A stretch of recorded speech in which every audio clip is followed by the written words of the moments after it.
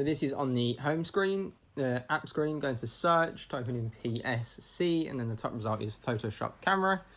So I've already downloaded this, so I can just press open from the App Store. So it opens onto the front camera. So you need to spin it around to the back one unless you're taking a selfie. So I'm using Robin as my photography subject. If anyone gets any motion sickness, I apologise for the wobbly start there. So it opens up just as a normal camera, and then if you tap the button in the bottom left, it brings up all of these optional filters. So this is analog, onto comic skies. So this kind of puts live filters into the sky. It does get a little bit funny around the edges of the trees there. Not entirely sure why that is, but as I'm not really going out anywhere at the moment to try that out, I can only test it in the back garden. Similar one, so you can, if you want a kind of night sky background, this one gives you under the sea. This one's based on the person. Robin chilling out with a seal and a turtle, having a nice time.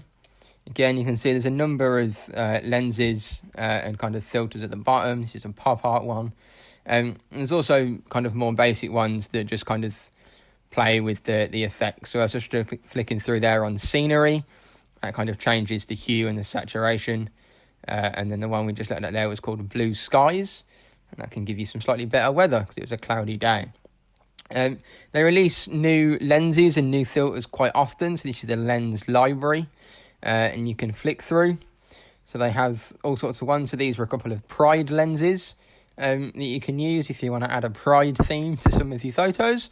And then this is another one called Prism that adds a kind of light distortion, kind of lens flary, light diffusion effect. So if you do like it, then you just click download at the bottom, which I've just done. And then it will bring up with a button that says open, and that will then take you directly to it, and you just kind of swipe left or right on the screen to go through the different ones. These are some other pictures that I've kind of created as I've been playing with the app. And you can also go through to the camera roll as well. So if you don't want to take the photo there live, you can go to a photo that you already have saved, and then you can add filters and effects to that. So that was the Prism.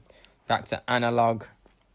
And then we're going to look at the artful lens. So this kind of puts different styles on it, different kind of painting or effects onto the image. And then what you can also do is have kind of live backgrounds. So this adds kind of an effect. I think there's something rotating. This adds kind of clouds and space dust moving over in the background.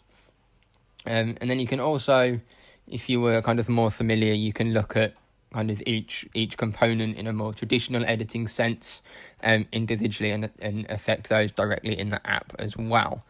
So these are just a couple of images that I played messing around with the app.